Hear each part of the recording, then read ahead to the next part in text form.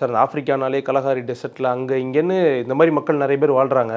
அதுல இப்போ இந்த ஹட்ஸாப் பத்தியும் நெறைய பேசுறாங்க. இவங்க யாரு? இவங்களுடைய லாங்குவேஜ் எல்லாமே வித்தியாசமா இருக்கே! என்ன பண்ணிட்டு இருக்காங்க இவங்க? பொதுவா இந்த பழங்குடி மக்கள் அல்லது பூர்வகுடி மக்கள் இவங்கள பற்றி ஆய்வு ஏன் தேவைப்படுது அப்படின்னு சொன்னா, மனிதகுலம் எப்படி தனது இன்றைய நாகரிக வளர்ச்சியை கடந்து வந்தது? கடந்த காலத்துல நம்ம என்னவா இருந்தோம்? நம்முடைய முன்னோர்கள் ஆதி காலத்துல நம்ம காட்டுக்குள்ள எல்லாம் வாழ்ந்த சமயத்துல எப்படி நம்ம சர்வைவ் ஆனோம்? இத பத்தி தெரிஞ்சுக்கிறது இன்னைக்கும் வந்து மானுடவியலாளர்கள் ஆராய்ச்சி செய்றதுக்கு இந்த பூர்வகுடி மக்கள் தான் அவங்களுடைய முதல் சாட்சியாக இருக்கிறாங்க. ஓகே. இதிலிருந்து நமது கடந்த காலத்தை எப்படி கடந்து வந்தோம் அப்படின்றத தெரிந்து கொள்ளலாம். இப்ப இந்த ஹட்ஸா பழங்குடி மக்கள், ஹட்ஸாப் அல்லது ஹட்ஸா 2ம் அழைக்கலாம். இவங்க வந்து இன்றைக்கு உலகத்தில இருக்கக்கூடிய ஒரு கடைசி ஒரு வேட்டையாடக்கூடிய ஒரு மக்கள் அப்படின்னு சொல்லலாம். அதனாலேயே இந்த மக்கள் வந்து முக்கியத்துவம் பெறுகிறார்கள். இவங்கள பத்தி நெறைய ஆவணப்படங்கள் வந்திருக்கு. நெறைய வீடியோக்கள் வெளிவந்திருக்கு.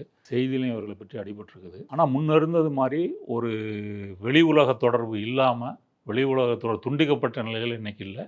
இன்னைக்கு டூரிஸ்ட்டா இருக்கிறவங்க, டாக்குமெண்ட்ரி எடுக்கிறவங்க, யாருமே அவங்கள போய் அணுக முடியும், பார்க்க முடியும். அவங்களே பார்த்தீங்கன்னாலும், அவங்க நம்மள மாரி ஒரு அழுக்கான ஒரு டீ ஷர்ட்டு, நம்ம வந்து அழுக்கு இல்லாம போடுவோம். அவங்க அழுக்கான டீ ஷர்ட்டு, ஷார்ட்ஸ் இது மாரி போட்டுட்டு இருக்கிறாங்க.